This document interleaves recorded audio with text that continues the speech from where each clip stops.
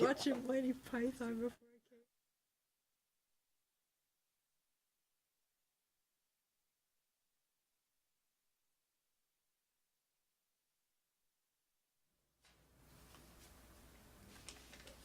came. Okay. October 25th, 2015, Planning Commission meeting. Welcome everyone to the Planning Commission meeting this evening. We are going to be doing some additional discussion on our zoning amendments related to the Essex Town Center, also known as ETC Next. This is our fun and exciting night where we actually do the fun stuff. The weeds. Where's The weeds, not the wheeze. No, the weeds. Okay. Yeah. So before we get going, I have no amendments to the agenda this evening. Does anyone like to offer any sort of public comment for us? Moving right along. So who's going to lead us through this evening? Mark Kane will lead you through.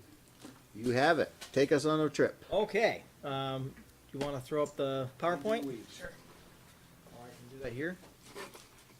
I think. Just touch the screen, right? I know. I'm trying to get the mouse to get over there. There he goes. There we go. Awesome. And this is stretching my eyesight. Okay. Great. So thanks the commission for the time tonight. Obviously this is the second of 14 meetings I think we'll be having over the course of this process.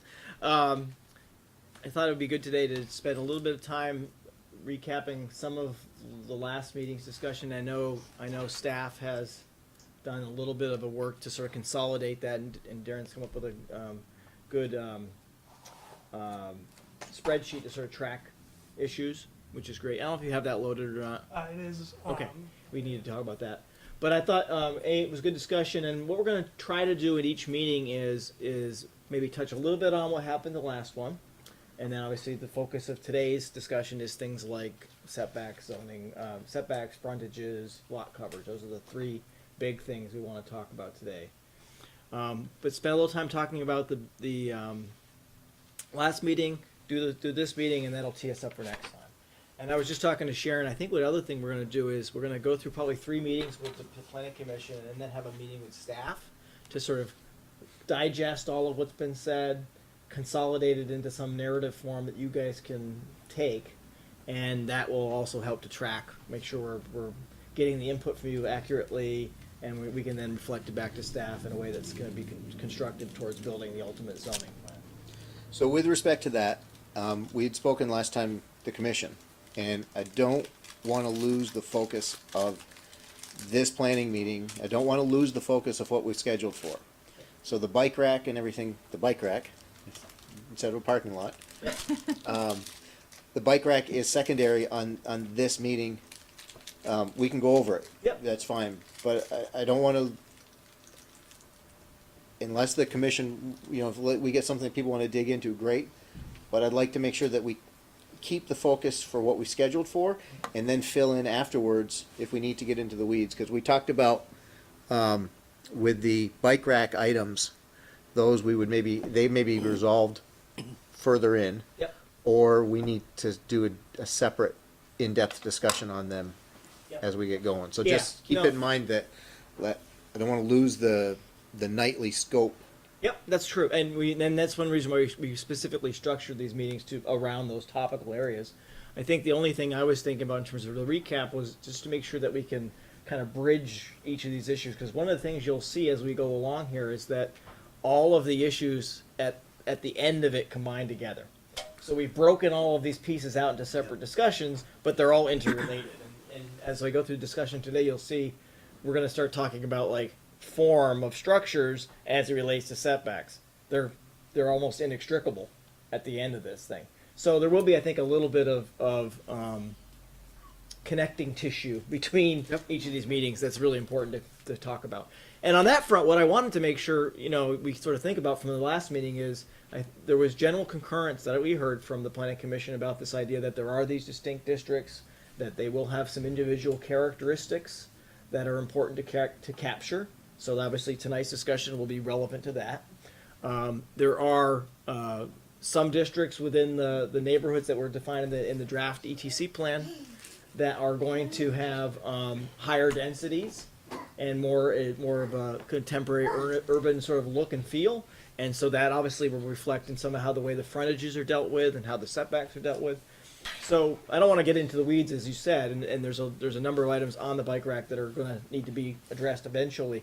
But from a big picture perspective, and for the benefit of the audience, this idea that the ETC next master plan will inform the development of some new districts is kind of the big takeaway, and that we're committing now to trying to find ways to give each of those distinctive districts their own flavor, so that they can help the community achieve the vision that's been established. That's really the big takeaway. So then obviously, I want to go through some definitions. I've pulled some definitions out of your current zoning regulations, because I think it's good to know kind of where we're starting from and how that might be co-opted, as we're likely to do, because you have a lot of good things to work with in the current zoning, and where there may be some needs to tweak the language so that it matches up with the needs for the form-based code approach. I want to spend a fair amount of time talking about the transects, and we introduced that, I think, at the original meeting. We've introduced it a few other times as along the way, but now it's actually a really good way of thinking about these steps as we move forward. And I'll spend a little time with that. We want to talk about frontages specifically, and I'll introduce some concepts around that. Setbacks specifically, concepts around that. And then the last but not least, lot coverage. And one of the things that we'll need to work with the Planning Commission on is make sure that we've got a plan of attack to deal with the fact that in some cases we're dealing with, and actually in most cases in the ETC, it's not green land, there's already existing things there. So, we want to be careful about making huge dimensional changes that would make nonconformity a problem. So that's some things we want to walk through today. And Sharon will jump in if I say something stupid, No. or when she feels it's appropriate. Okay, so Transect, and we'll sort of walk through these, but Transects, just for everybody's benefit, and I'll show a graphic of this in a second, but a Transect is basically a tool that helps us understand the relationship between the land development pattern and density across a spectrum. And it across the spectrum of organizational structures, complexity of design, and again, density. So it helps us understand. So you can get a rural part of the transect, you can get a very urban part of the transect, and what we actually see in the ETC is actually a fairly wide spectrum. Mm-hmm. It's not all urban. The whole thing is not the mixed-use commercial core. There is the historic district. There is the rural residential, rural recreation area we talked about, which has a little different pattern of development now and likely in the future. So we have a cross section of the transect within the ETC. How big is a transect usually, or is there a limit? No, it's It's an abstraction more. Yeah, it's a way to organize your thinking around zoning districts or transect zones. Right. It's basically the basis. So is transect another name for district? No, a transect zone is the equivalent of a zoning, could be the equivalent of Yes. a zoning district, but the transect itself presents the whole range, as Mark So, said. yeah. So basically, what it's trying The to whole town, what we're referring to as the whole town center, might be the transect, but, Yeah, and the diagram might help. Yeah, you well, with when we it. get the diagram, I think it will help you. But I think generally what it's trying to do is paint the picture that within a place, you will have areas of lower density, you'll have areas of higher density, and there should be some transition through that, some continuous elements, some continuity between that, so there's not these really stark and dramatic changes as much as possible. And maybe I'll just quickly add that, in the master plan, we did suggest doing a hybrid code, Right. which was a combination of the current zoning and the form-based. There's different types of form-based codes too we can talk about, but the transect comes out of the form-based code end of that. Yep, and that's why I think it is helpful for discussion. So also in the current zoning regulations, you define frontage lot, and again, this is not something you've dealt with this in other instances, presumably. It's the horizontal distance measured along the property line that separates the lot from a public or private street. So it's basically the distance, the horizontal distance on the frontage of a lot. as it relates to a public street. And that is something, as we'll see later on, consistent with how form-based code looks at frontages. But there's another dimension of that. It actually relates, it brings into the concept the relationship between the building or the structure or the use and the public street. And that's a really important concept that, again, in terms of both the form-based code aspects of what we're doing, but also to achieve the vision that's been established in the draft, that relationship between structure and the public street is really important. And I think some equivalent under your current zoning, again, we also provided sort of a glossary of how terms are used, but it's the equivalent of your front yard area now as you define it. And as Mark noted, under form-based code, you take a lot harder look at what's in that setback or yard area in the front. So. Setback. Therefore, so for instance, you might allow one building to be set back a bit further because there's going to be an eating area between it and. Potentially, yeah. Yep. It's, as Mark said, normally under zoning, we define a frontage and a minimum Whatever setback. setback is, yeah. A minimum setback, but under form-based code, you usually define a range, like a minimum and maximum setback. Okay. Yep. And also you have the other thing, again, this is where everything kind of comes together. Within the form-based code, you define specific building forms that fit within a specific district, right? So those different forms will have to relate to the frontages we establish. So those minimum and maximums that Sharon was talking about, you couldn't propose a form that didn't fit into those parameters. That's where there's an interaction between these dimensional requirements and suggestions and then the forms that support them. So that's why we're doing this first, so we can have the conversation with you, because at the end, when we pick out which forms actually make some sense to go in each district, we can make sure and test that they actually can work. That's really the key thing.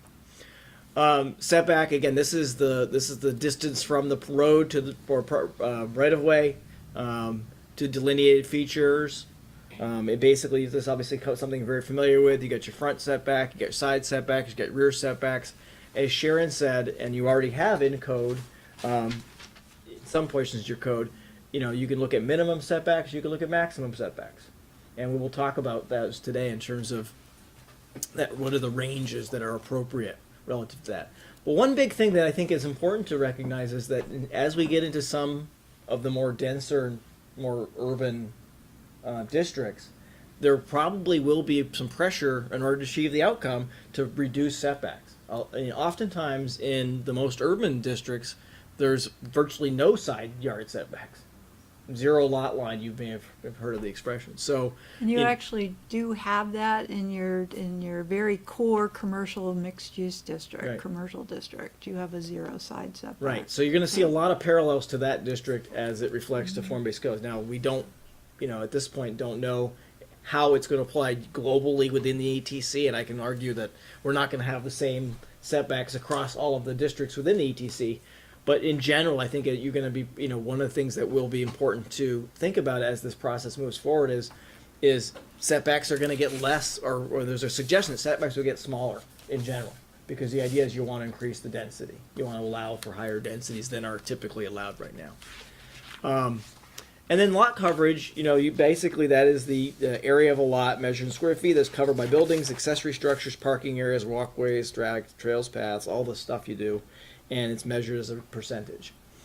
So we've got some things within lot coverage that are going to need to be thought about, and that is, again, as we move into the more dense types of districts, the lot coverage's allowances become larger. At the T5, we call it Transect 5 level, you can get to 80-90% lot coverage. And those are generally minimums.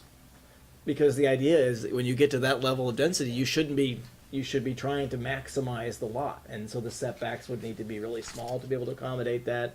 The forms that would be allowed need to be flexible enough to accommodate that.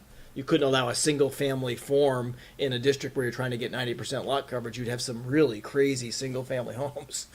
So the idea is again, in terms of parameters for ETC next are going to be looking at maybe the lot coverage needs to go up a little bit than what you've been accustomed to in some of the existing districts to make this vision a possibility. But we'll talk also, there's consequence of that, and that's related to stormwater. You need enough room on the property to handle stormwater. You have ETCs not without constraints. There's land within the ETC that's highly constrained. So there may be some challenges to achieving the ideals of some of those densities. So we need to talk about that. Yeah, especially without shared infrastructure. Right. Yeah.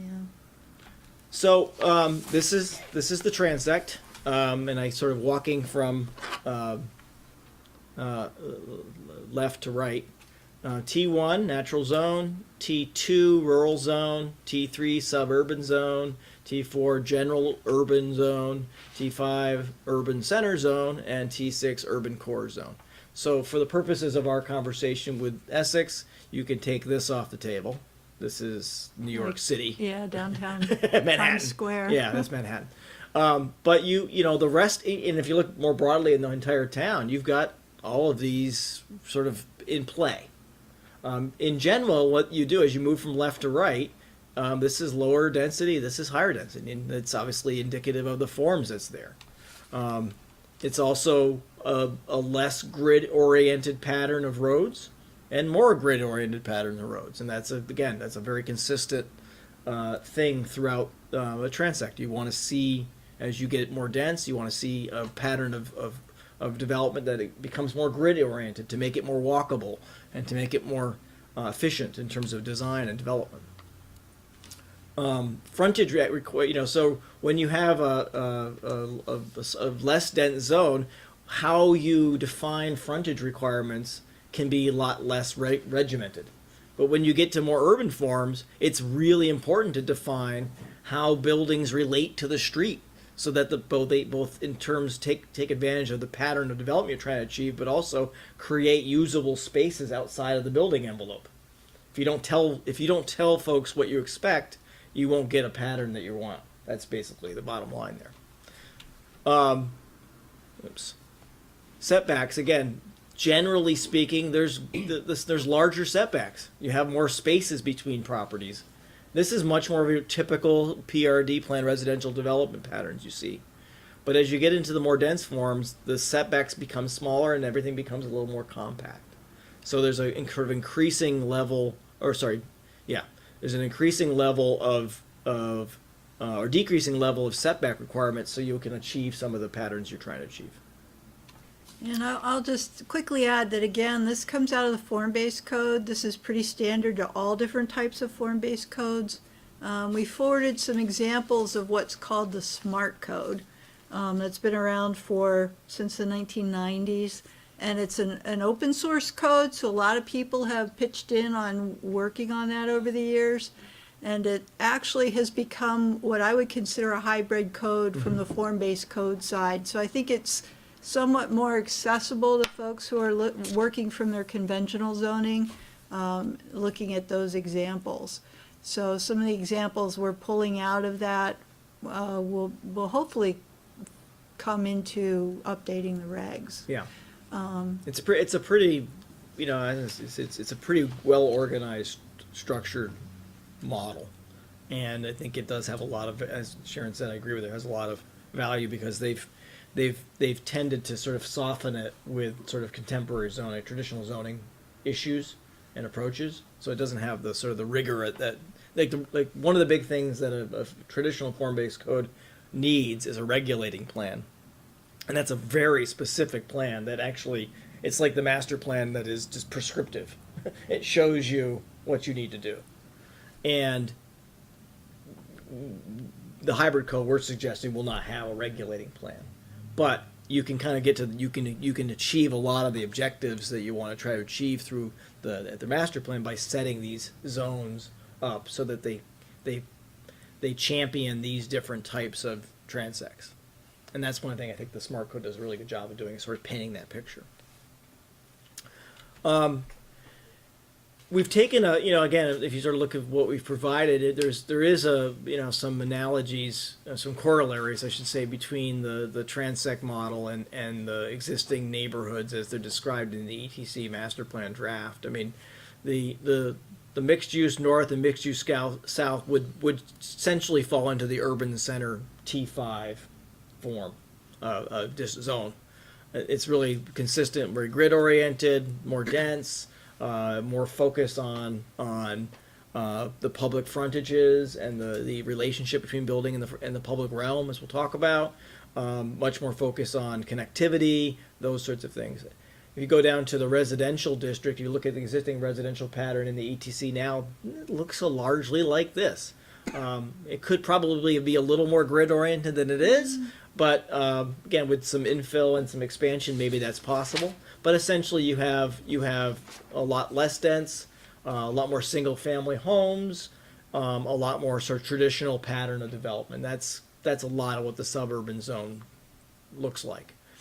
And then, for a portion of the ETC, that transition area that we've actually been, working the neighborhood commercial, it's a little bit of this. And I think some of the infill that would be developed in that transition zone along Route 15 and the sort of land beyond would probably fall well into this sort of pattern where it's going to be smaller lots, generally speaking, probably a mix of different types of uses, but not less big uses, but a stronger grid orientation. Which, This is the land between the historic district and the mixed-use districts along Route 15, including. okay. Yep. It's like Price Chopper. Price Chopper and that the surrounds, area. right? And if you remember the ETC draft, there was the sort of plan to sort of what could you do on the edges of Price Chopper, and that would largely fill this sort of general urban zone. This doesn't this again. If you look at the pattern that's shown here, there are primary streets and secondary streets. There's even alleys, and there are things that actually help to create a stronger sense of connectivity. And if you remember, the draft plan talks a lot about the need, in that neighborhood to create better connections. It was better connections both along 15, but also to the interior of those properties, and that's what this is trying to achieve. So if we were to use the terminology from this and come up with new neighborhoods, Yep. would we use this by saying this neighborhood we're calling a T5? I wouldn't recommend No. that. Especially dealing with hybrid codes, I strongly suggest sticking with the terms that you're used to. Yes. But maybe redefining them or modifying them a bit to fit into more of a form-based code presentation. I'm okay with not saying form-based code. I'm just wondering Yeah. how to utilize, because obviously, we're not talking about a linear layout of this. Right. So how would we take this sort of concept Yeah. and layer it into? And we kind of already have. Yeah, we have.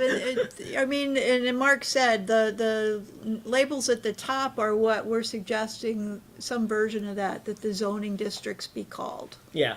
But it has the flavor of this. But it Okay. reflects that form. Yeah. So Yeah. maybe Yeah. changing the zoning district standard purposes, the purpose statements, and sort of the descriptions of how things are to match what's put in the smart code. Yeah, and Up to a point, yeah. yeah. That is important. But remember, we actually, you may recall when we were putting together the draft master plan, we were cognizant of the trajectory that this project was going, and we knew that the purpose of that project was for phase one was to actually inform this phase. So in determining, and obviously listening to the public and hearing what the public had to say and trying to figure out how that might advance forward, we were cognizant of this idea that getting some clarity around the pattern of development was really important. So it wasn't done at the outset, but it kind of as a circumstance of getting to the draft master plan, we've actually made some connections between this transect approach and kind of the design and the plan that's been established. But I agree with Sharon. We don't need to use these terms in terms of your code, because I think that would be just confusing. It'd be more approachable if you call them what you think you want to call them to define them. Right. But it does really put more emphasis on form, as Mark said. Yeah, and so that's another thing that's really important in this sort of, you look at across this transect, it's architecture starts to really dominate as you get into the T4 and T5 transect. And obviously that's the same situation in the master plan. If you looked at the master plan, these districts, these neighborhoods, it's the architecture that is going to define the characteristics of those neighborhoods. It's not the land outside the architecture. And so if you look at these patterns of development, this is dominated by the structures, the forms that actually are placed there. But how they're placed matters. If they're consistent, if there's a consistency to them, that really does reflect the intention. And I think that's one of the things as we started the master planning process, we really heard strongly from the community is that what's been lacking now has been a sort of a layered consistency applied over portions of the ETC to allow them to develop together instead of onesie twosie being done and not being connected together, not feeling like they're integrated in some way. This is the integration that you're sort of seeking. Okay, so with that in mind, one of the things we want to talk a little bit about is frontage, and so at the basic level, let's see, this is a lot. You got a primary street and a secondary street, and that is very important concept in achieving the higher densities. Is that recognizing that all streets aren't the same, and we'll actually have a whole discussion about when we get to the street discussion about different street types. But there are primary streets and secondary streets. And you have, a lot that's there, and you have, obviously, you've got the lot line itself, and you've got the frontage line. And so in this case, this is a corner lot that's actually got frontage on a primary street and a secondary street. And you also have the facades. Now, these are important because, as you saw in the master plan, one of the things we talk about is the fact that it's not just the spatial relationship of the width of the lot or the position of the structure as it relates to setbacks. It's also what do you do architecturally to these sides of the building that relate to these streets. So there's a distinction that's made in form-based code between the facade of a structure, these are the outward-facing elevations of a building as they relate to the public spaces that are outside of it, versus the traditional elevations, which is number 4, which is basically the sides of the building that point to each other. And this is something that you don't regulate that strongly right now. No, although it's not new under your regulations, even under your definition of facade. Right, you have a definition of facade. And yeah. in a very limited sense, under the mixed-use development commercial district, again, that really tight red zone, you do actually define setbacks differently on Main Street and other streets, as defined in the former master plan.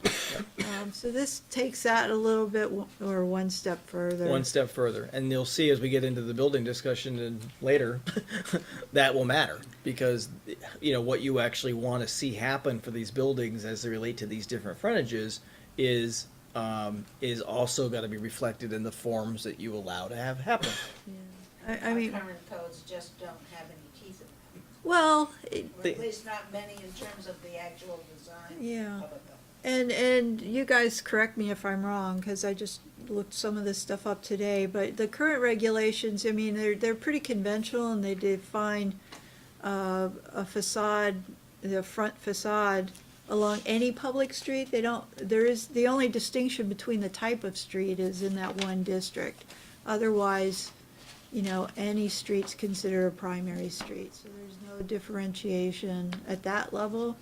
And there's not a lot of discussion about how that area, that front yard area and the front building is treated, except for that you should have your entrances facing the street. That is in your regs now, but those are the kinds of considerations as we Yeah. get into this that will be really important. Is that defining what does it mean to actually have a front setback or frontage on a primary street. Mm-hmm. That's really critical. It's not just the dimensional parts that are important, but it's also about what you actually allow or disallow.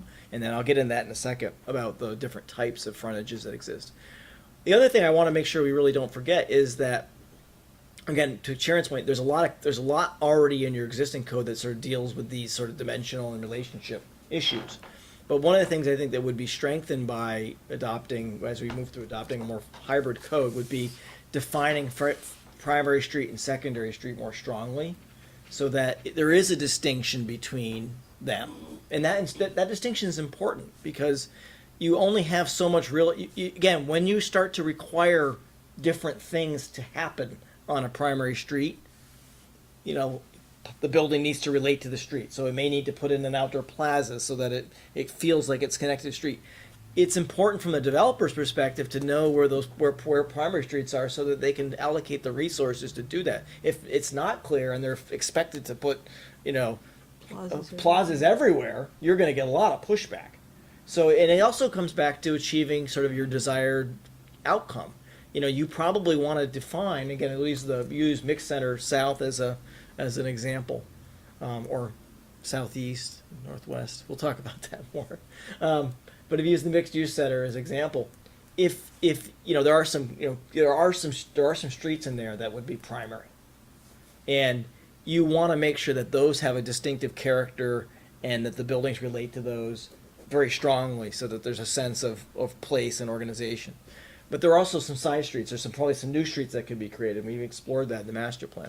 They don't need to have the same level of accommodation. There needs to be some minimum accommodation, as Sharon said. They should relate to the street, but it may not be exactly the same as you have on a primary street. So that distinction between a primary and a secondary, in my opinion, is really important. Can you do that by naming names, street names, or? You can do that by naming names, but as we get into the streets, you also can define specific types of streets, street types, that certain types of streets actually are going to be primary. That's the way they are. And those definitions vary by width. They vary by width. They also vary by the types of use, what public accommodations are provided on them, all sorts of factors. But yes, we need to get to a point where we can be very clearly articulating where we think a primary street should be and where a public street should be. A secondary street should be. And the advantage of that is that if you have a street that's primary for most of it, but then maybe goes behind a building and Yep. isn't that as primary a street anymore, it's still, you don't have to be tied to that one name. It's about the dimensions of the street. Yeah, right. So this is where all these things interrelate. But I think just if we focus just on frontage for a second, what we want to make sure is we understand that the demands of frontage are dimensional, and then they are also architectural. Eventually, there's relationships there. Paula, did you have a question? Yeah, because I'm coming into this late. Where is the mixed Late, use you've area? been here. You've been on this process for a Not long time. recently. Oh. What is the mixed use area? Where is it here that you're talking about? So this would include the land on, if you have the plan on here somewhere. Probably not. You're familiar enough, I think, with it. Is it Essex Town Center? Essex Town Center is in the mixed use south, and then it's the land across Route 15. Okay, Yep, okay. yep, I got which it. is mixed use north, Okay. Yeah. and both areas would be The northwest. yes, mixed use northwest.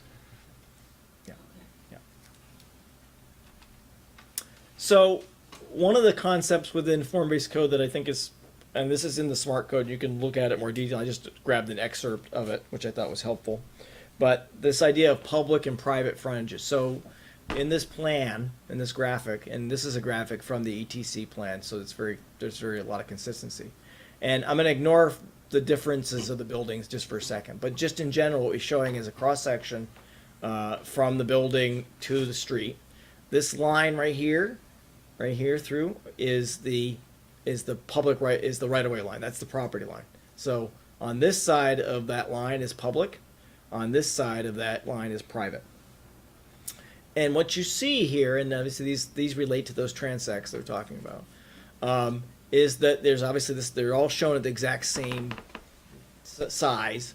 But what's happening here is that this is relation to setbacks. So there's a reduction or increase in the setback on these districts, and you get to the more dense districts, there's a lot less. But the most important thing, in all of the districts, these structures relate to it somehow. There's not a complete detachment between the building and the structure of the use and the street, the public street. Now, what's happening on the street could be very different. This is showing actually a sidewalk with a tree. That's in the public realm. It could be a situation where there may not even be a sidewalk in some cases. That's not ideal, but that's possible. But as you get into the more dense districts, what you start to see is there are improvements within the frontage, private sector improvements on the lot that's being developed that enhance the connectivity of that structure to the street. So in this case, you've got outdoor plaza, a walkway. This is a little more detailed plaza. This is a forecourt which brings the plaza in towards the building. So all of these buildings are relating in some way, all these structures are relating in some way to the street. I have a question, and if I'm out of order, just yell at me. What about all the places we have where this parking is what's out front? I mean, you're showing all this kind of nice green space. Yes. But there are an awful lot of places where you're talking that what's out front is parking. Yes. And so, does that mean that people will be grandfathered, but the new stuff, the parking will go in the back, so you have this nice street thing? You're absolutely right. And in infill, and again, a lot of the infill that we're going to see is there is right now parking out front, and unless that lot redevelops, there's not much we can do about that. That's the way it is today. However, if you guys develop, if you adopt a code that says parking must be on the side or the rear, and obviously there's obviously language that's already supportive of that today, but if you adopt that with much more clarity around that, then when that lot redevelops, the developer's going to be, the developers, architects are going to have to adjust the plan to achieve that. Front yard, let's put it this way, parking within the front yard frontage should not be encouraged. Yeah, I mean, just in general. I mean, And that's just, in some cases, not even in the side yard. in some which we cases, not even in the audited, side yard, yeah. right. So you're right, though, to bring up parking, because that affects the whole pattern of development. So we need to also look at parking standards in relation to all of this. Yeah. Um, One other thing I thought was very, very important to mention is, again, as you see, again, the patterns vary by the relationship, the frontage relationships vary by Transect. So if you think about, again, these as surrogates for the districts we've got, it's not a one-size-fits-all frontage relationship. That the relationships for frontage within the rural residential recreation district should be different than within the mixed-use north district, for example. One thing that's really important, again, this is again, the big sea change as it relates to, I think, Essex's build out is that you are starting to define with much more clarity what you expect the private land response to frontage to be. That's a big deal. That's not just you have to provide us 50 feet and then you can do what you want. It's you need to provide us 15 feet, but within that 15 feet we expect some things to have this building relate to the public street. That's a really big swing. That's something you don't, that, again, there's some elements of that existing within the code, but this would be taking that to kind of the next level, if you will. It also raises a question, and there's already ongoing discussions, with Dennis and stuff about public streets. Yeah. What is a public street, and how much of that infrastructure is actually truly going to be public and town supported versus the responsibility of the developer? Right. So it depends on how the streets are defined and where that right of way. Okay, and this is actually indicative of that. The other consequence of this, and this is exactly what Sharon's talking about, is that there are things that happen in the public right of way, in the public realm. This is the public realm on this side of that line, that also have streetscape function.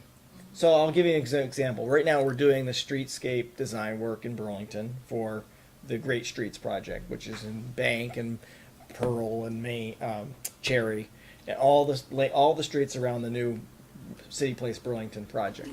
City Place Burlington is responsible for this and some of this, but mostly this, right? So they're responsible for making that building relate to the streets it's on. The city is responsible, i.e. TIF money they're using, to do this improvements. But they have to fit, they have to match up. So one of the big, I'd say, challenges with form-based code, but one of the big things, and we've talked about this, and Sharon's right, Dennis has sort of been thinking about this, is that if you're going to start to define primary streets and you're going to start to define designs that achieve the objectives you want to have for those streets, some of the public part of this has to be worked out too. It's not all on the developer to sort of respond. They can't respond to a street that doesn't exist in the form that it should be existing at. So there is an interplay that has to go on. That now, in some cases, developers do pay for some of the improvements in the public realm, and that's certainly a possibility in some cases. But in some cases, it's a shared responsibility. Some communities, it's a shared responsibility where some infrastructure is put in, and the developer pays for some of those improvements that go along with it. So it's just something to be thinking about as we continue this process is that, and that's why I think it is important to look at both the public and the private side of this, is because Essex needs to know what it's willing to commit to some of these types of improvements. If you're not willing to commit, as we get into street types, to some streetscape accommodation for pedestrians or enhancements related to those sorts of things, then we need to make sure we have the language right to make sure the developers know what they're on the hook for, so that they can provide their contribution. But that has consequences, obviously. You want to add anything about that? No, Okay. no, you covered that well. Great. That's imagine a building here. Okay. Well, let's not worry about that. It's really faint. We'll skip that one. We can skip that one. It's in the packet. Okay. I think we touched up on that anyway. Setbacks. So, again, nothing shocking about this graphic. Front yard setback, side yard setback, rear setbacks.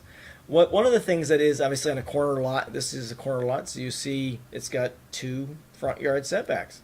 They're defining this as a front yard setback. Again, back to the idea that this is a facade, that's a facade. These buildings need to, this building needs to relate to this street somehow. One of the things, again, as we look at the sort of the pattern that form-based code might suggest for Essex is the idea that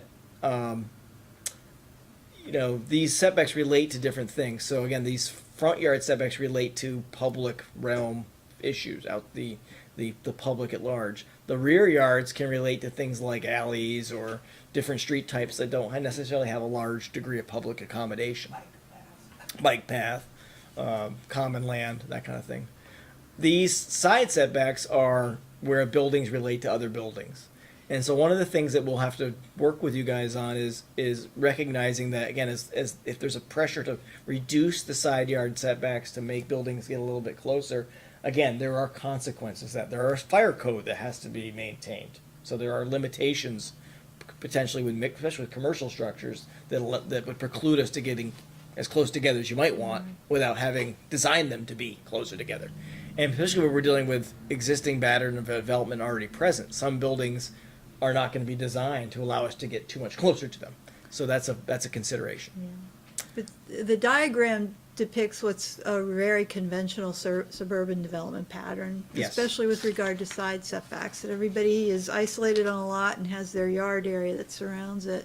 But, as Mark noted, when you get into the T4, T5 areas, it's typically those side setbacks that get much smaller or disappear completely, because you're talking about different forms of buildings, larger mixed-use commercial buildings, row houses or townhouses that, butt up against each other. Right. Just to achieve the densities that you want in those areas, it's typically the side setbacks that go away, and side yards. These are the ones that actually, reduce significantly. And if you look again and think about the different neighborhoods, the ETC, and in terms of the mixed use north, mixed use south, this is where probably the most, especially mixed use north. Mixed use north is basically greenfield development. There's virtually nothing there.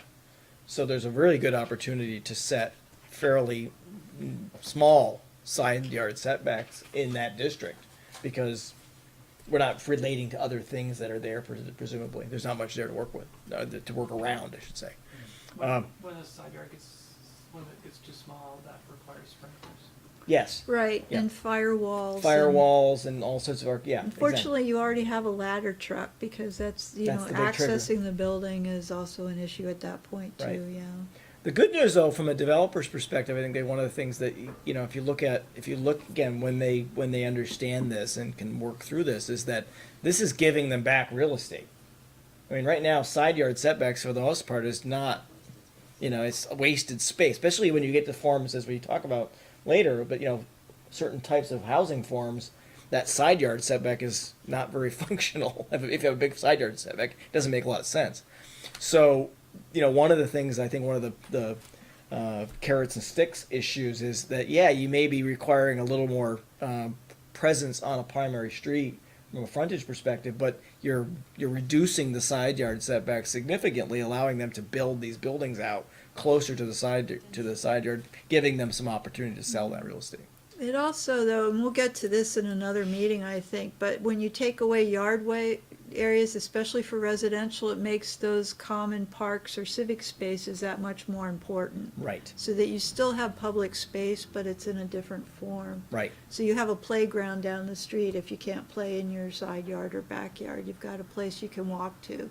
And that's one of the big things as you sort of walk through all this, is that as we try to densify certain parts of the ETC, you know, some of the sort of the vestigial legacy stuff of like, we want these nice generous setbacks to keep people away from each other and allow this green space to sort of permeate through, you know, the pattern development, that actually becomes self-defeating. It actually doesn't, it actually undermines the ability to achieve the pattern that you actually really want to try to achieve, because, you know, we don't want, again, we don't want large side yard setbacks that don't provide any valuable contribution to the overall pattern. Whereas a park, if you took out this whole lot and made a park out of it and all those buildings related to it, that would be a more functional open space. So this would allow for like neighborhood pocket parks Sure. easily? Yeah. Yeah. And so again, that could be that could be a requirement in the front yard. You know, I mean, the plaza, for example, is a potentially good open space use in a more dense neighborhood, because that's a functional outdoor space. It just happens to be paved with benches, and that's we'll get into that. We have a whole meeting set aside for open space, because that's an important part of this, is that by doing some of these dimensional changes and sort of instigating some of these dimensional changes, as Sharon pointed out, how you looked at open space previously changes, because we don't want people using like the leftover pieces of these lands as unfunctional open space that doesn't actually have any value to people. And that's the big thing as you go from the more rural transects to the more urban transects, is it becomes not just about what happens in this lot, it becomes about how this lot affects everybody around it. And it's more of a community, issue. Becomes more the block or the neighborhood, you Yeah. know. So, in the sample documents you sent, I didn't notice that the side setback was dependent on sprinklers. It was just a table of dimensions. Right. Well, and typically that's because, I mean, they definitely relate, as Mark said, but your fire codes are usually separate from your zoning codes, and part of updating your zoning is to make sure that you can accommodate that in your fire code. Yeah. Well, our So fire the code is things a like, fire code, right? Right. Yes. yeah. Your reason statement. So things like firewalls and sprinklers are typically in the zoning, or in the fire code. The fact that you don't have the setbacks, you have to have a firewall, would be defined in the zoning. So we would just allow a smaller side yard setback, and if they went for it, the fire code come in and say, Kick oh, you in must and have say you've sprinklers, gotta you have must sprinklers and a Yes. firewall there, Exactly. yeah. So again, this will be a question as we get further along, but the question is whether or not you have a minimum setback or a maximum setback. And that's a big difference. So, the minimum in this case, or a range. And a lot of times there are ranges, and actually at the end we'll sort of talk about some of those ranges, because some flexibility, I think, at the end of the day will be very useful, because we are going to be working around existing stuff. Yeah. I mean, and that's, for the foreseeable future, you're going to have existing uses that need to be accommodated to. So we got to be careful about setting such very prescriptive setback requirements and frontage requirements that will start to make it not fit up with other properties. Well, not only that, but I mean, one of the basic design tenets is that, that movement is good and creates interest. And so Yep. if you have everything all the same, then it becomes very static and it becomes less interesting. Well, and I think that's a good Yeah, example of this, is that, this is the buildings here are not static relating to the street. What is important, though, is that these buildings connect in some meaningful Right. way Right. to the street. Right. Yeah. So providing some flexibility, and flexibility can also conform to the types will also relate to the types of forms that are allowed Right. in each of the Yeah, districts. as Mark said, it's basically defining a range. Right now, most of us just define minimums. It's defining both a minimum and a maximum. Right. Right. So, To maintain for that example, balance, like yeah. using this graphic as an example, if we were in the mixed use North District, this would be a mistake. Even if, this would be the outlier. Now, there is a range because there are existing uses that are set back from the streets in certain range. And the good news is when we did the ETC Next, first phase of ETC Next, we actually flew the entire area with a drone. So we can actually calculate to within about a centimeter the current setbacks of buildings from the public right of way. So we'll be using that information to test as we come back with this, what's the right ranges that might need to be provided so that they work and we actually understand that. There may still be outliers in that. We don't know yet, but it's possible. But it also helps you test the number of nonconformities you may be creating. Right. So it's called the calibration process under form-based code, Yeah. making sure that your dimensions match what you're trying to do and what's out there already. So there may still be some not, some properties for whatever reason don't fit, and we'll just have to relate that to the community and see how they want to It handle can it. be grandfathered. They can be grandfathered, right? But more importantly, I think in terms of this is that there's this notion that we are going to want to have a range that sort of allows for some of that variety to be established. But in general, though, the ranges on the side yard setback will become less in the more dense districts, so that they can bring things together, and that and even in the rear setbacks, they may be starting to get a little bit less too, depending on how things shake out. But this is the area where there's going to be the real, I think, pressure to allow things to come together, and the consequences of that, as you pointed out, are going to be architectural response to that situation. This is from, again, I have to look at this. I'm not sure why these are doing this. Sorry about that. They look great on paper. This was a block diagram from the master plan, draft master plan. So again, this is the primary streets here, and there's a secondary street here, and a secondary street there. And it's just basically trying to show you that everything's not exactly there, and there's a little bit of variety to this, but there is this relationship between the buildings, and the buildings have different forms, and they relate to these front, side, and rear setbacks. That's really critical. The other thing that the plan introduced, and if you imagine a building here, was this idea of the build-to zones. And this is kind of that envelope within which, we're talking about that minimum maximum envelope, but this is the envelope within which you expect the building to be placed. So what's actually happening here is this blue line goes out to the edge of the primary building face, right? It's some distance. There's a secondary build-to zone, which actually goes from that public right-of-way to the porch. You can get very specific if you want to define build-to lines, so that it actually forces buildings to design themselves around those relationships. Now, I'm not suggesting that that's necessary. It may not be. But you can define exterior spaces that are parts of buildings Yeah. Yes. as opposed to interior spaces. Right. You can also, and you can deal with it a lot of different ways. Again, a build-to line's often a maximum setback. Right. It's the equivalent of that. So if you define a maximum setback, you have a build-to line. Currently, under your regs, you exempt some things from setbacks, entry stairs and things. So that's one option. But as Mark said, typically more often you look at that zone, the setback range, the minimum, maximum, or however you define it, and what's happening in there, including what the architectural features that can go in that area. So if you want to encourage or require a much more articulated building, you can define these build-to lines to help encourage that, to help actually to force it to happen. Now, there are some form-based code examples that have very specific, every so often you need to move the building this far forward to this build line, and so forth, so on and so forth. I think that gets very complicated. And most of them have a frontage, a build-out. So you have to build, again, if you look at frontage linearly, right now it's defined by your side yard setbacks often, but you say 70% of that frontage line along the street has to be built out with a building in it. Yep. Or even 80% or 100%. Yeah, 100% in some cases. If they're all connected to each other. How would that affect the single family? If you have This- a requirement 70% of buildings have to get there, and some guy comes along and he's the 5th building.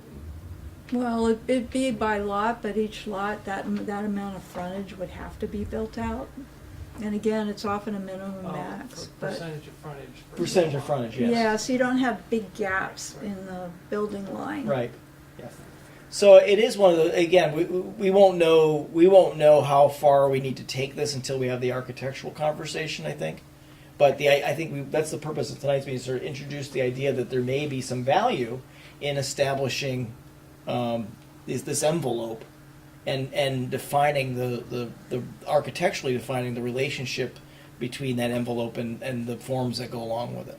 Because again, we did hear in the public process that one of the critiques of the existing build out of the ETC is that the buildings just kind of sit there and there's no articulation, there's no rhythm that's established. It's just the face of the building. It's one plane. It's a long, continuous plane, and that's something that between the combination of looking at the setbacks, defining good build to limits, and then coding, bringing out forms that actually support those things, you can steer that in a different direction. And I think that's the question that I think the Plan Commission should be thinking about as we go further along is how much do you want to steer that? So Mark, I'd like to build in a little bit of a break here. So we've been going about an hour. Sure. I want to make sure we don't get all completely lose focus and stuff. So if you know, if you've got a good break point. This Almost is done. this is almost done actually. I've got a couple more slides. Okay, let's just go. Yeah, Let's go through Well, that and then probably 10 more minutes. just chat for Yep. break for a little bit before we Yep. bounce it back and forth. So let's talk a little bit about a lot coverage. So again, if you look at the traditional form-based code numbers for different transects, these are the minimum lot coverages that are typically anticipated. And again, ignoring T6 because you're not in New York City, but ignoring T6, you're looking at very high lot coverages, and this is a very big. Again, this is a big sea change that a lot of communities have a hard time sort of building their minds around because you look at things like lot coverage as the way to make sure development doesn't get so out of hand. In some cases, it's a way of controlling the pattern so that it doesn't feel overwhelming, and that makes a lot of sense in a lot of places. But when you've gotten to the point of defining a district that's meant to be more urban and more dense, the lot coverage needs to increase so that it can actually achieve that. That's a really critical relationship. What you are going to, again, these are the optimals. What's going to affect our ability, I think, in the ETC to get anywhere close to these things are the stormwater management piece. So you need space outside of the structures. In a dense urban environment, you have stormwater handled for you. You have a stormwater utility, you capture the stormwater, it goes down the public street, off it goes. It's a lot easier to deal with that. But when you have to provide on-site stormwater management, which is the case largely, entirely, that makes it really hard to get to these higher numbers. So I think one of the things we'll have to calibrate for Essex is what are the numbers that actually make sense relative to what you can achieve within the ETC. And we don't know what those are yet, but my suspicion is they're going to be less. And So- I think, I think your highest right now is a maximum of 70%. yeah, Yeah, a maximum. not a minimum. Yeah. So again, I don't know. We haven't come to some consensus yet about what minimums we should have, but I think it would be useful as we test it to try to get the highest minimums we can get, because that is one of the things that, again, if you look at from a regulatory perspective, if somebody comes in with a plan that doesn't meet the minimum lot coverage, that means they are purposefully or willfully underdeveloping that lot. And again, I think in certain districts or neighborhoods within the ETC, that may be a real problem, because it's fine to imagine, okay, that just happens this one time, but if all of a sudden that's consistently happening, then you can look back after about a decade and go, none of them achieved the density, none of them achieved the lot coverage that was necessary, and the whole thing falls apart. So I think that's one of these real important dimensional considerations I think needs to be thoughtful, and I think the idea of putting a minimum in there that is responsive to the pressure that we know we're going to have relative to stormwater management, but not so so low that it doesn't help you advance it. So there's a number there that we don't know yet, but we'll have to come up with. But I think it's going to be hard to get to. But we need to get to that. Yeah. And you also currently distinguish between building and lot coverage, and as you know, a lot of the lot coverage ends up in a suburban environment being parking lots. Right. When you get into the higher density areas, that land becomes a lot more valuable for building. But again, you have to deal with your parking. So it means you've got to also, in addition to stormwater, you have to figure out how to deal with parking a little differently. Right. And is the technology around stormwater management going to change in the future enough? Well, I don't think that it's necessarily a technological shift. It's whether Essex, again, public investment in developing a stormwater management infrastructure within the ETC. Now, that's possible today. No, it's not. It's going to cost a lot of money to do that. There have been improvements for sure. I think one of the things that the ETC, and Paul Leary could speak to this probably more specifically, but one of the things that actually has helped the ETC, obviously look at the Mixed Use South, for example, it has more of an integrated stormwater management system, generally speaking. Portions of it do, anyway. So the more that system can be maintained and preserved to minimize the need for infill to actually develop their own facilities, that's a good thing.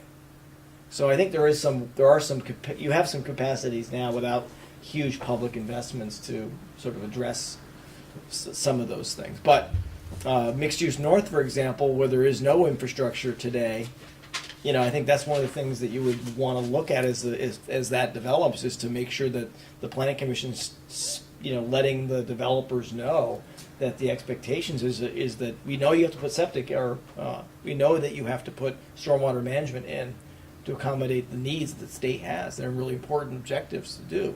But you can be smart about it and size basins appropriately for the maximum build out now, so that you find yourself building 3 or 4 ponds when one could have sufficed. And that's the hope, is that at least you're elevating the discussion. And that's why setting those minimums at a high enough number will be important, because it will hopefully get them to think about that. If I have to get to this minimum lot coverage, I better be smart about where I put my stormwater pond. Do we have a mechanism for that, like traffic? We do traffic assessments for development. We require a stormwater management plan, or they have to meet certain standards by the state. So a lot of it's State driven. handled by the state or prescribed by the state, but evaluated locally. So does that answer your question? No. So if either the town or a developer created a large stormwater pond somewhere, Yeah. how would they recoup their costs as more development came in? How would they assess a new developer come in? They'd have to buy into that system. Right, so there's a few ways you could do it. In a large lot, like some of the ones you see in the Mixed Use North, you could set up a master plan that says this is how stormwater on these parcels will be managed.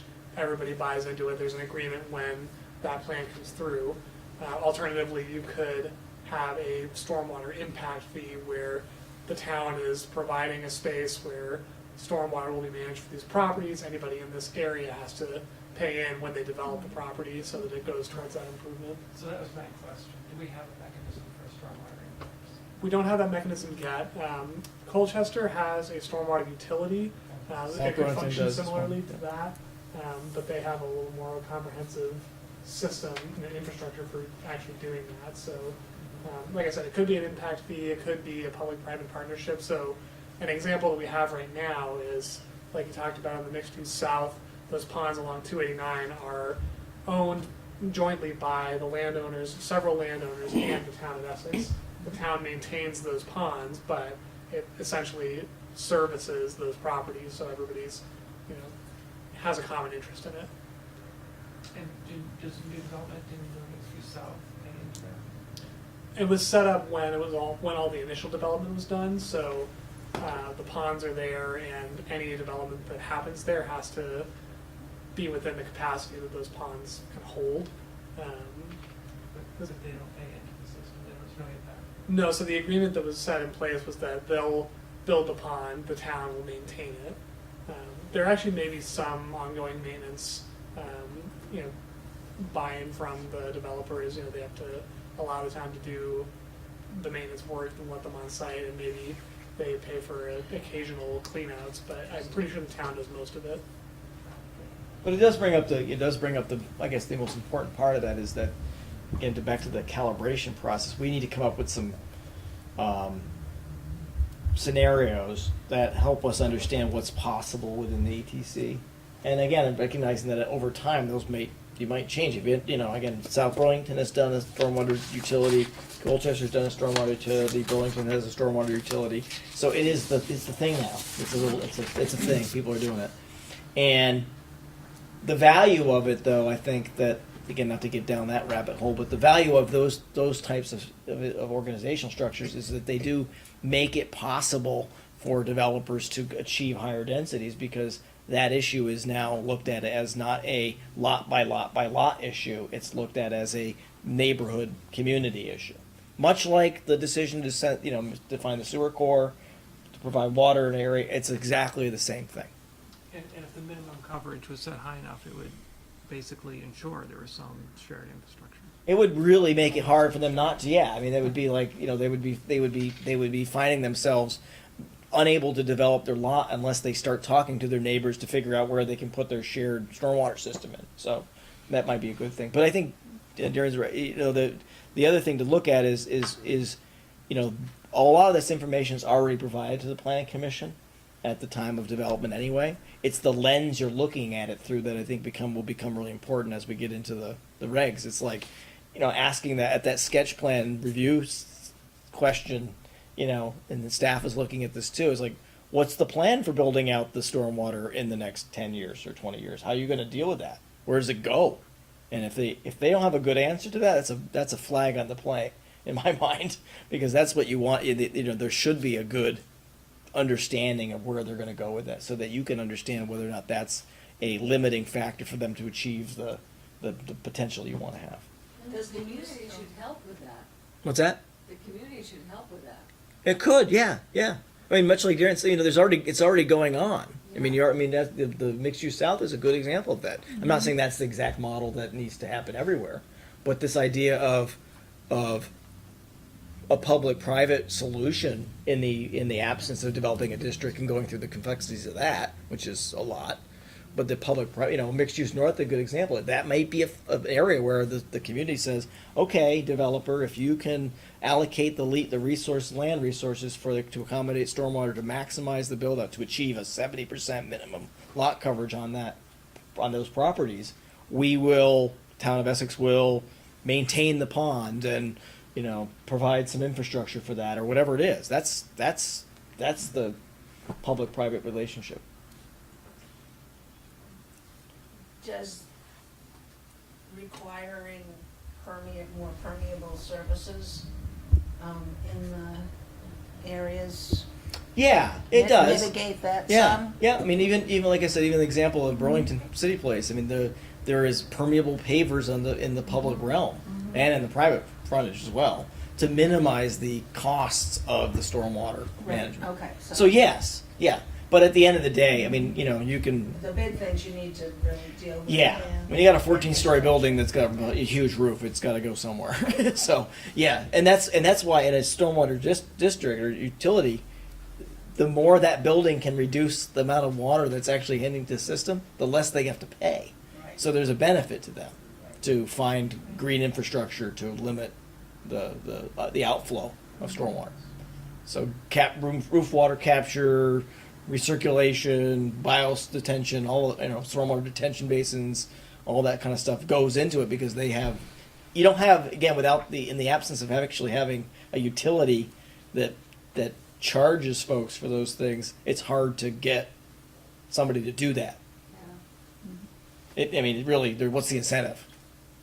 It's a moral incentive, but that's never a good thing to bank on. So, So I think it's just something to be thinking about. So this is probably a good time to take a break. We have one more slide to do, and I'll do it when we get back. Okay. Let's take 5-10 minutes and just get up, stretch, and invigorate a little bit. Sharon? I found this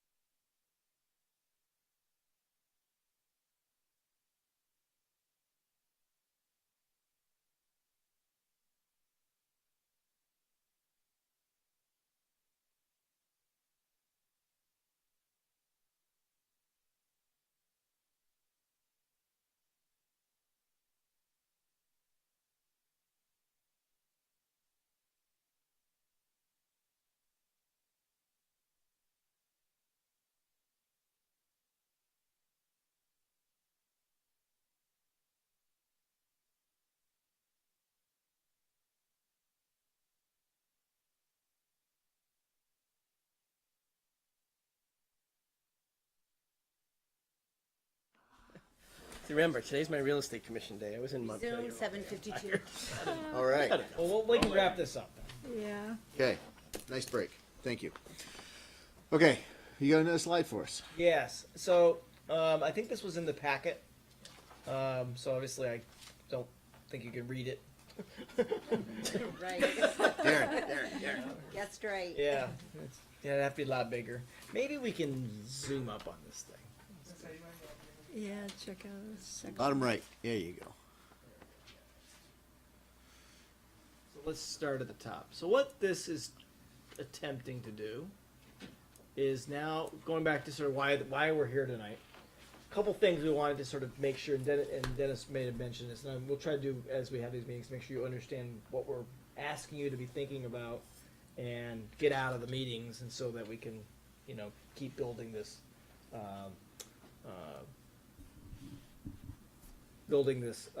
understanding with the planning commission, so that when we do come back with some very detailed proposals, you have the foundation on which to build it. So that's really one of the big things we wanted to get to today, was this idea, introduce this idea of we're going to be looking at, in terms of recommendations for zoning, we're going to be looking at things that will start to change what you currently have for setbacks. And they're going to, like I said, with the side yard setbacks are going to be probably less than you're seeing elsewhere. That's important to recognize. That the front yard setbacks are going to be, variable, but they're going to start to introduce other elements in terms of frontage requirements that will be different than what you've seen, at least more broadly in the community. We want you to be thinking about the notion of the primary street and the secondary street, and the fact that we wanted to start to define those things. And when we get to the street discussion at some point in the future, we'll be talking about those in more detail. So there's a lot of tonight is kind of a primer on the idea that we're going to co-opt a lot of what you have right now in terms of your regulatory structure, but it's going to be the frame of reference is going to change a little bit, so that it can start to bring in the concept of building forms and give the building forms something to relate to. That's really kind of the key thing. What this table's doing is it's starting to now take these ETC neighborhoods, and relate them back to the transects that we talked about, as well as what those if you just were to adopt the form-based code as it existed, what frontage types would apply, those public and private frontage types, what types of. What are you trying to do? Trying to go right, but I must have hit something. Hold on a second. Yeah. What kind of minimum lot coverage would be necessary, and what kind of setbacks would the range of setbacks for the uses within that district. So this is the mixed use north, for example, and this is the public and private frontage types would apply. So that goes back to the idea that in that district there is going to need to be an emphasis on some public realm improvements, probably, to make it actually work. You need to have street types that actually let people walk along them at a minimum. You would need to have some public accommodations within the public frontage. But you also have private land response. The developer, whoever builds a building in that district, should not just put the building there and put a parking lot in front, or put just nothing that relates to the building to the street. So that's why those two frontage types are applicable there, we think. Then in terms of setbacks, so the primary setback, you see there, the range is like 3 to 12 feet. This is not necessarily the recommendation for you guys, but this is what, if we were just to try to apply the smart code as existed. It's an example out of the model. Out of the model. So 2 to 12 feet is the minimum, maximum setback for the primary frontage. So that's a pretty tight in that regard. Because this is, that's a very urban approach. You don't want vast swaths of real estate between you and the building. 2 may be a little pushing it. Is it ever related to the height of the building? Can be. Yep. Certain forms may have certain requirements for a frontage. Yeah, if you're looking for enclosure or things like that, there are. Looking for not being intimidated. Yes. Right, and avoiding the canyon effect walking down the street. Yeah. Yeah, you can set ratios in Right. terms of building height in relation to the width between the facades. What's probably the most thing to sort of hone in on though is you again look at that frontage requirement and ask yourself what your current front yard setback requirements are. I mean, that's the difference, right? Buildings in form-based code are meant to be part of the public realm. They're meant to be related to it, not They actually separated from. define it Yeah, on they the street. define it. So Yeah. that's why there is this desire within traditional form-based code to make sure the buildings aren't set back so far. Now that there are exceptions, civic uses, for example, almost always have exceptions because courthouses are always placed at some distance. South Burlington's got form-based code. Its new library is going to be in the street practically. I mean, literally, like. The books to the people. Yes, literally, the drive-through is going to be right there. No, but it's literally going to be on the street. They're at like 10 feet, I think, is the distance is minimum. So it's on Market Street. Roll down your window. Throw that in your window. I got Right. some poetry.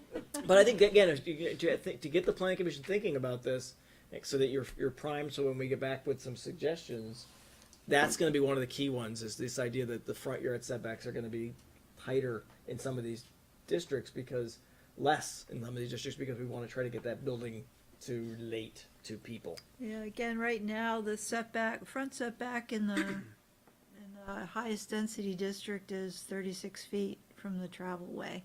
Yeah. So and if you actually look at what's happened in the ETC, that's part of the challenge, is that's a large area. It becomes very unfunctional. What do you do in that? No one's going to do anything constructive. That's another reason we can make them less, because if you are going to require a developer to do something with that space, 30 feet of plaza is a lot of money. 10 feet, that's okay. I can swing that. So I think it's really important to recognize that's one of the reasons why the form-based code pushes in that direction. But does that accommodate, is that size to accommodate a sidewalk and? It might be, yeah. A tree line and the sidewalk and. Well, Right. again, that's a question that we saw about. Where is the public realm start and stop? If all that's happening within the public right of way, then no. And again, that private frontage is actually within the private land. It's not in the public realm. So if there is no public accommodations along the street, that may be a thing to think about. We could start to you want the sidewalk. Right. You want the connectivity. Well, that's what I'm thinking. I'm thinking that might have been implemented to foresee putting in. I think that might be the case. We need to go back and look at how that was defined. Yeah. Yeah. It may also not have been the case, and I think one of Yeah. the things that code, as it's been evolving, I mean, there's been the separation of uses has been a big part of it. I mean, that's been, they wanted some, good fences make good neighbors, good distance makes good neighbors. That wasn't the. Right. But one of the challenges, I think, is that again, when you have a community that's evolving from a very lower density environment to a lot more higher density environment, there's a lag that goes on. The code doesn't necessarily reflect all of those things that need to happen to make the buildings more relate to the street. That same setback, you have to pull up the code, but it's probably not much different in the less dense districts. I'm looking. 4 feet difference. Yeah, there's a huge swing. Yeah, 4 feet. So that's my point. It hasn't adjusted, so to speak. Side setback on this example, again, 0 to 24. Now, one of the reasons, again, these are maximum setbacks, but I think one of the reasons there's a wide range, and that may be very indicative of where we end up having to go, is because of those unknowns about the ability to get adjacency to existing uses when there's not been the fire protection accommodation for them. So if we are, again, if you look at much of the ETC, we know those buildings aren't designed to have other buildings put right next to them. They could be retrofit. There's ways to do that. It's not impossible to put a firewall in between buildings. But I think that's one thing we'll think about is the range that needs to be accommodating there. And then the rear setback is a minimum of 3. Now that's, you see they flip it there. So a minimum of 3, but it can be more. So you could allow a building to get with a virtually no rear yard setback. If it's common land, that might be fine. Or if it's an alley, that might be fine. You don't need to have a large backyard. And that's the sea change going from a sort of a suburban mentality to a more urban mentality. You know, backyards in a city don't exist. There's a reason they don't need them. They're not providing any function. So in the I have this, I lived in Baltimore, Mm-hmm. and the townhouses were built, some of them with front green and some of them with backyard. Yes. Yeah. No. Yeah, the row They houses- were called English gardens. Right, And right. they were not extensive, but they were there and the kids could play in them and it I relieved should the, it amend my relieved comment to the, say they don't exist in the Yeah, this is in the private. traditional sense. This is private. that people Okay. think of it. Yeah. And then you go to Manhattan, they don't exist at all. yeah, I know Yeah. that. So this, in this description, what we have like is a 0 on the side setback, 0 setback. Would that be like a single building that crosses the lot lines? No, that would be one building that's constructed and another building that's touching it. It's like a row house. Like a row house. The line goes Or right. Burlington, Church Street. Yeah. Church Street Marketplace. You go down Church Street. There's separate lots. There's a lot of separate lots that define Church Street, and those buildings have 0 lot line. That's actually how downtowns are often Were created. traditionally built. Were traditionally right. built. Yeah. It does mean that sometimes, especially for new stuff, you need some kind of maintenance easements and things so that you can actually access it from the other lot, but. Yeah. But this, again, oops, I'm sorry, I'm used to some other things. So, again, as you go down, if we go down to the mixed use or the neighborhood commercial, you see that actually the lot coverage is less. And again, the range there is fairly wide still, but again, reflective of the fact that we don't have, we are probably not going to have the same level of density, and we're going to have a lot more space to work within. But it's still important, even within that district. So again, if you look at the neighborhood commercial district within the ETC, which is that Route 15 and those environs, it's really going to be important to define, I think, acceptable private frontage requirements. And again, they probably will not be as rigorous as you might need in the more mixed use districts. You're not going to require plazas per se, but still some level of how does this building relate to the street? How does this cottage relate to the common space that's around it? That kind of thing. Well, and frontage on 15 might be a whole specific thing. Yeah. Given the greenways and stuff. Right. Yes, that's right. In the greenways, so that's actually another really important piece. We got the greenway that's established to 75 feet on 15. That's established basically to the end of the mixed-use south district. The question will be, how do we deal with that as we go into the neighborhood commercial? Is that right now it disappears? It doesn't exist. Do we want to encourage a development pattern that sort of respects that, or do we want to continue to have that greenway existing? That's an unanswered question, but that's a question that we were going to have to talk with you guys about as we get into that. When we get to the street frontage requirements, the street typologies, excuse me, that will be something we can think about. What does Route 15 look like? Well, the people have been pretty consistent that they want tree-lined streets, so Yes. good luck. Yeah. 75 feet's a lot for that. Yeah, you don't need 75. 75 feet's a lot. To do streets, Yeah. but they can do streets. Yep.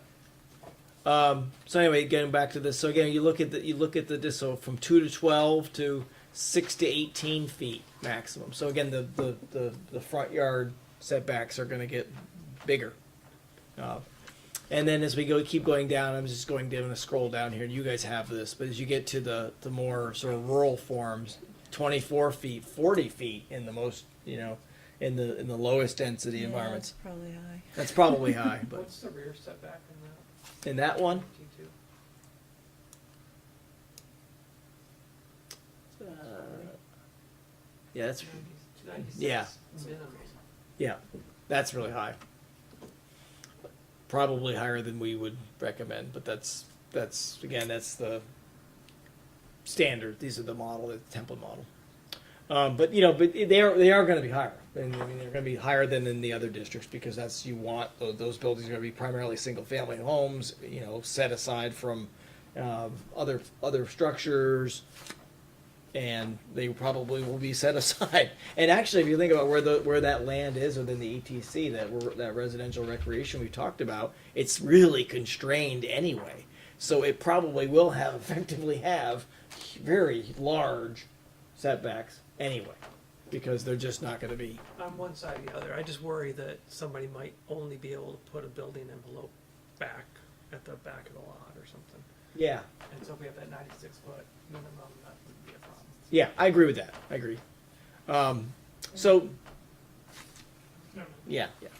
I think as you sort of keep going down in the Transect and then the districts we've got to work with, you know, these become, you know, the pattern of buildings, buildings are so far apart and so isolated from each other that there is not this sense, the pattern doesn't become self-evident. You don't see it. But when the buildings start to get close together, that's where the pattern becomes really obvious and evident. So you need to make sure you have the requirements to push in that direction. So I think that's, and again, you obviously have this. I think you guys can take a look at it at your next meeting and discuss it if you want. But we'd love to have your feedback on what you think, you know, those ranges, how those ranges feel relative to these different neighborhoods that we've been describing. So these numbers are not a recommendation. This is the model. These are not our recommendation. I think it'd be good for you to think about those. And again, this is based on a national kind of average. It's not anything that's even Vermont specific. So. We will provide some recommendations when we get to that point of Yeah. the process. We're not there yet, but when we get to that point, we'll actually come back and say this is what we're going to suggest for each of these districts. But what I think you should be thinking about, does the general relationships between these districts make sense to you? Did we capture from your reading of the draft master plan and your understanding of the project and the process? Do the tenets of these transects kind of fit your impressions of what those districts should be? And I think the supportive material we gave you can give you some help with that. That's the kind of thing I think that at the end of the day would really be helpful for the planning commission to think about. You know, and part of the process we're going through is an audit of your current regulations, so that's actually going to be looking at your current setbacks in those areas under your regs to see if they still make sense in a very basic way or if they need to be tweaked. That's an important But point. there's- So to the degree we can reuse or co-opt your existing regulations, I think that's our charge, is to try to do that as much as possible, so that you're not reinventing things that already exist. 'Cause why do it, right? But you kind of have to work it from both directions. It's kind of nice to know what you want to achieve, what you sort of really want to aspire to, what you have to work from, and then that will help us inform what the tweaks need to be. So we're kind of working a little bit independently with that. So we're not starting with the housekeeping stuff or the audit, because it's good to know what you want first. We'll audit it and then say what do we need to do to make that, you know, to take advantage of that existing if we can. And if we can't, we'll have to figure out new code that goes into it. For me, conceptually, having this sort of a graphical presentation, the number is less significant. I get more that it's higher here and lower here. Yep, that's the And big having that takeaway. graphical, I mean, at the end of the day, we've got to set the expectation that we are looking to make some changes. And this is a good representation of the types of changes that we're trying to find ways to bring in. It's not that everything is going to be at 80%. It's not that everything is going to be at 40%, but there's going to be a range, and it makes sense as to why it's 80 here and 40 here. And I think that's the piece that's been missing in some of the development that we've done in the current town center. Is, you know, why do you want it to go higher? I don't want higher buildings, or I don't want this. I need this. I need that.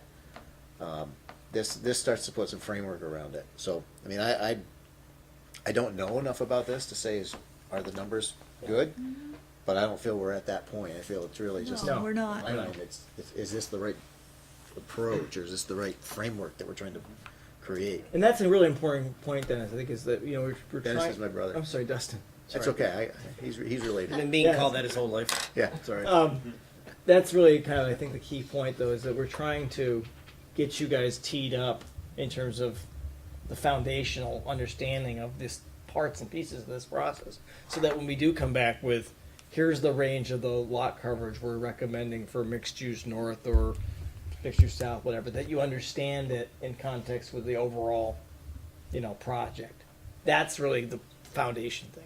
And that's why we're kind of breaking this process up into these different pieces. So we're talking about today's dimensional elements, and next time we're going to be talking about whatever I can remember. Connectivity criteria. Huh?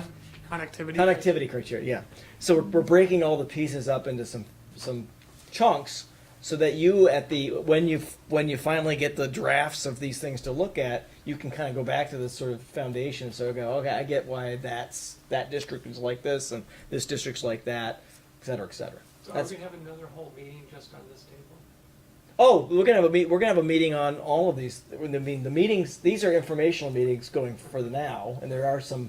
Again, I'm hoping you guys accept as a premise. Again, back to what we did last time with the district boundaries, is the fact that, we want to establish frontage requirements within the districts that relate those the buildings within those districts to the intention of the master plan. That's that's an ask.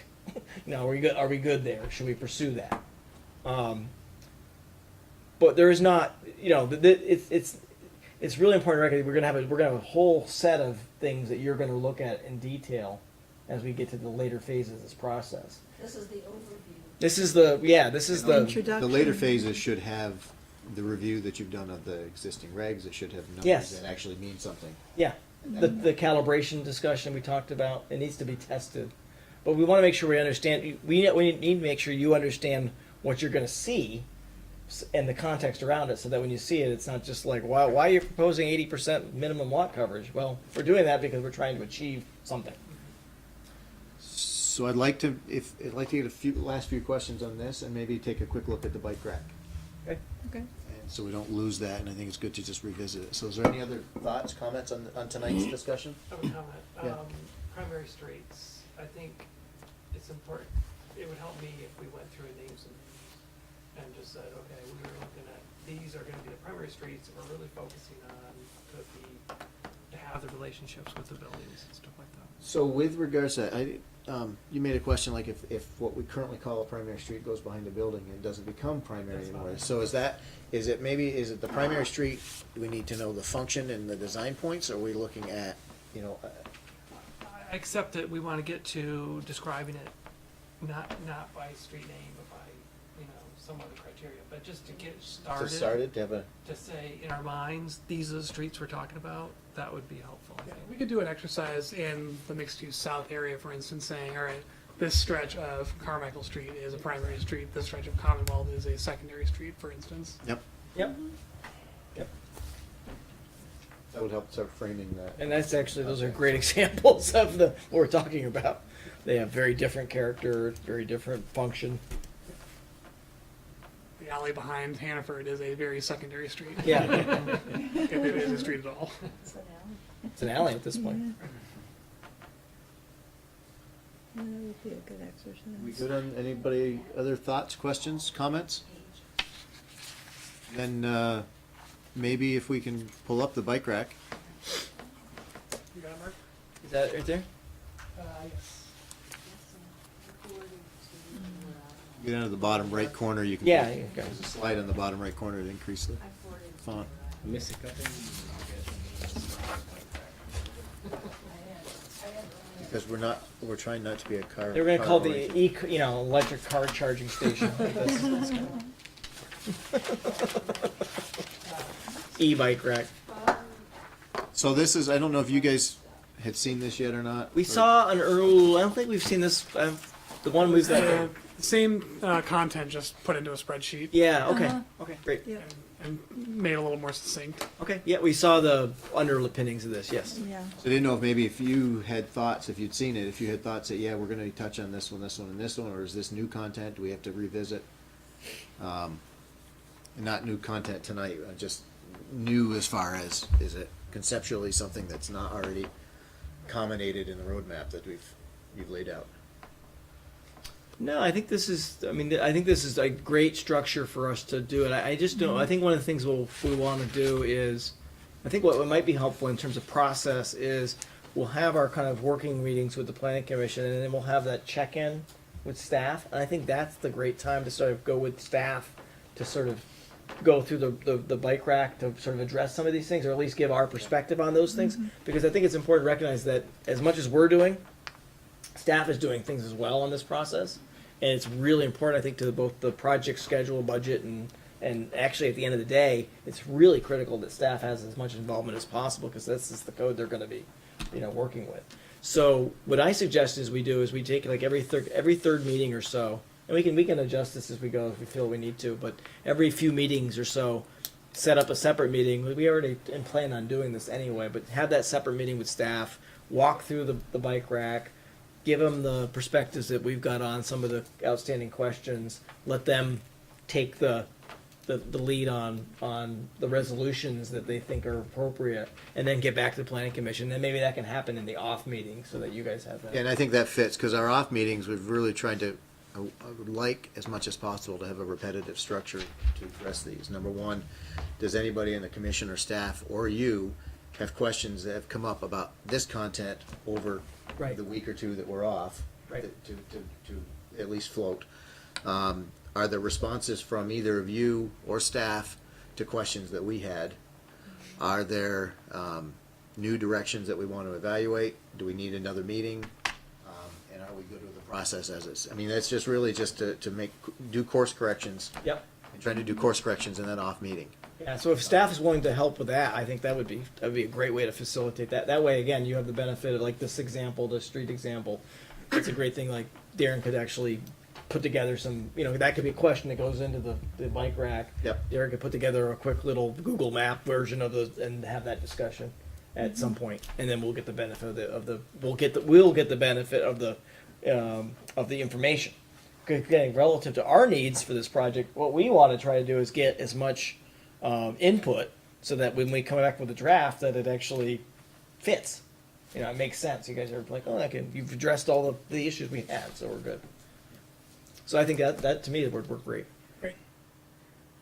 Any other thoughts, questions? Anybody here have any questions on the overview presented tonight? Define bike rack. Oh, it's just another name for Parking a lot. parking lot. Parking lot is focused on cars.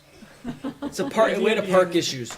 Yeah, so there are issues that come up that we don't necessarily address right away, so we'll put them aside, come back to them later. That's what this is. We don't want to lose the idea. Right. Yeah. So you're putting it in the bike rack, is that what Yes. you're saying? Okay. Yeah. The e-bike rack. Putting it on the shelf. We'll take it back later. power assist bike. Solar. One to me. As we're going through these nights, I think it's really important that we don't go too far outside of scope for what we've framed for these discussions. And if we have time, great, but let's do what we've scheduled to do first, and take these other items and park them aside and follow up, or as Josh did the last one, you took one right off. Right on. Yep. And some of them, again, some of these issues are going to take longer to resolve, because it's not just like there may not be an easy answer to some of them. Some of them need to go through some process to answer them. So, for the sake of our continued sanity, I think I'd like to say that we're done with this for this evening. We'll clean up the rest of our business and say thank you for this. Thank you. Appreciate it. Thanks, everyone. Next item on the agenda, I believe, is it minutes? Minutes. I don't have an agenda sitting in front of me, so I'm going to go with minutes. Thank you. Do you have a motion for the minutes of 10:11? Sure, although we usually. Move to approve the minutes from 10:11. But if you email me and just Moved by John, seconded by Josh. Does anyone want to offer any amendments, adjustments to the minutes as presented? I mean, unfortunately, no, I don't have a. All those in favor of the minutes as presented? Aye. Opposed? Minutes carried 5-0. Do we have other business? Yes. Darren. Yes. Just want to pull up a map real quick. The solar project on River Road has hit a bit of a bump. They identified some rare, threatened, endangered species within where they were planning to put the solar panels. and they're trying to. I mean, that's a barren area. Believe it or not, there were or are now rare threatened endangered, I think, grasses. So they're trying to rearrange some of the solar panels in order to not impact the species. So they are going to ask for a setback waiver from the Public Utilities Commission. In order to do that, they need municipal approval. The Select Board has asked for input from the Planning Commission on whether this is reasonable or not.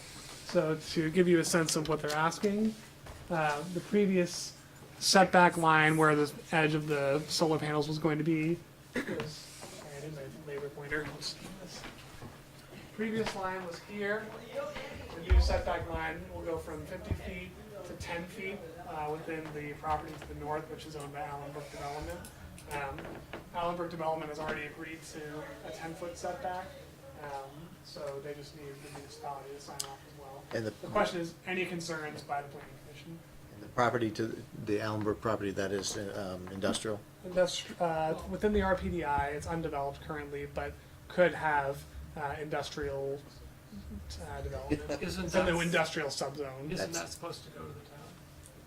Is what? Isn't that supposed to be conveyed to the town? Not that portion. So the town portion is further up here. This is the edge. This is part of the parcel that is allowed for industrial development currently. So from my point of view, given that it's going up against an industrial parcel, I have no concerns with that reduced setback. That's a close setback.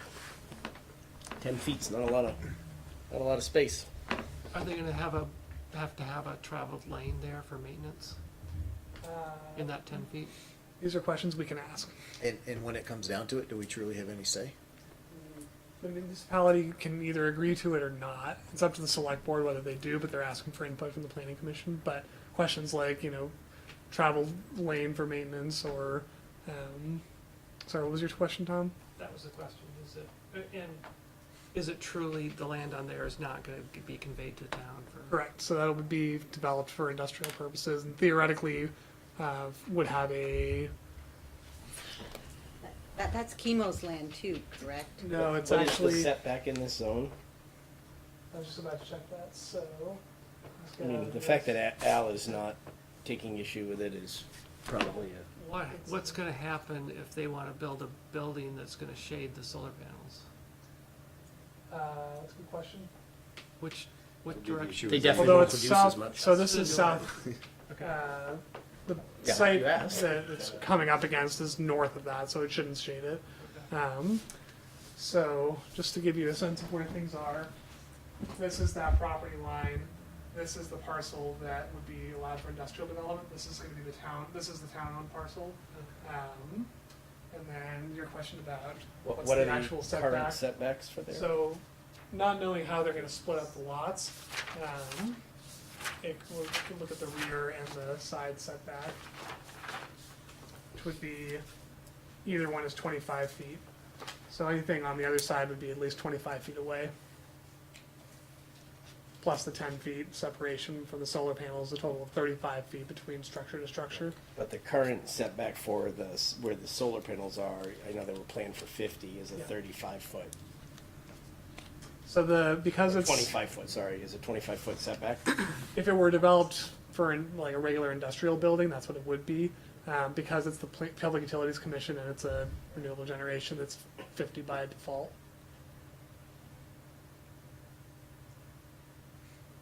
The Public Utilities Commission has a more restrictive setback than we do. Yeah. But they're asking for a less restrictive setback than we normally would. Irony. That is a slippery slope. What is, I guess I'm okay with it, even if they do have to have a lane there for maintenance. I don't see why that would matter, I guess. is it Also- separate? Is it separate landowners? Yes. Hector Leclerc Still owns the still owns that, I believe. He's going to convey it to Green Mountain Power or Green Lantern Solar. Sanical owns, Allenbrook Development owns the other one. I actually think there might be a power line running along the property there, or at least some of the hookups that they're using to connect this project to the grid. And Power lines on the east, Right, and I think they're putting in some new poles to sort of right? connect to the other approved project over here, so there might be some poles running along here within those 10 feet. so Al's on record as not having any concerns with this. Right, he's already signed the agreement.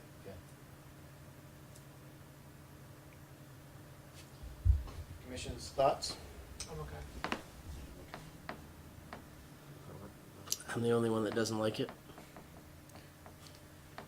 You don't like it because of the precedent, or? Yeah, I mean, we have this, and maybe it's okay, but we have this tendency that when it's renewable, which I'm all for, but we have this tendency to be quick to overlook our regs. And I know that maybe Public Utility Board has a lot more to say than we do, but they already have a more restrictive setback of 50 than our 25.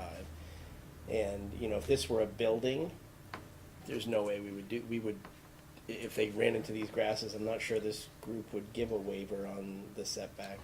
So maybe the report back to the select board is that the commission is of a mixed representation on this and is, Generally no concern over the particular project, but with some concerns of precedent. such that I don't believe that we would support a motion to back the waiver. Is that, So, Will V, the point person for it, was, willing to come in and give a presentation? but to what effect? Well, I mean, the decision is not I don't know, I ours, just wanted correct? to The decision put it is out the there. select board's to. It sounds like I'm the only one who's against it, which I'm fine if you could say, if you want to go on record as saying all but one commission member. The we're commission fine and with it. I'm more comfortable given that Al is okay with it. I'm just, again, worried about precedent, and 10 feet is, in a district that has a 25-foot setback, that's a big, so Yeah. what if they reduce some of the panels? Is that an option? They're trying to avoid that, but that could be an option that if the select board agrees that this is a precedent that's set, maybe they say 25 feet is the compromise and reduce some of the panels. It was unclear exactly what impact that would have on the project, so that might be some information we can get from the petitioners to say what's the actual impact on you, and why is this such a problem? right. I mean, this is a bit, Green Lantern's in the business of making money and selling tax credit. I mean, so they're obviously trying to maximize their use of this property. So I get the business side of it. Again, I don't know that the business side truly is that relevant to our discussion. it's not relevant to ours, but I know that's what's driving them. Otherwise, they would have said, fine, we'll just not encroach. So, or uninformed speculation, the PSC's 50-foot is probably because they don't know what's there to be residential and all that, so they probably have this big setback just in case, and that's why they're willing to waive it, because it's industrial. It also depends on the size of the facility, their setback. Okay. So a smaller facility would actually have a 25-foot setback, but this scale is 50-foot. So maybe if the select board is looking for input from us, then maybe the input is as you mentioned, that the PC discussed this and acknowledged the different components. The neighboring landowner was approving it. The area, whatever, it's 25. Even the public, who's it? Public Utilities, who's Public Service Board. Public yes. Service Board has recommended it. We recognize all that. There's a concern about setting a precedent for dropping the setback to such a significant amount below, and leave it at that. And then there was Let them decide.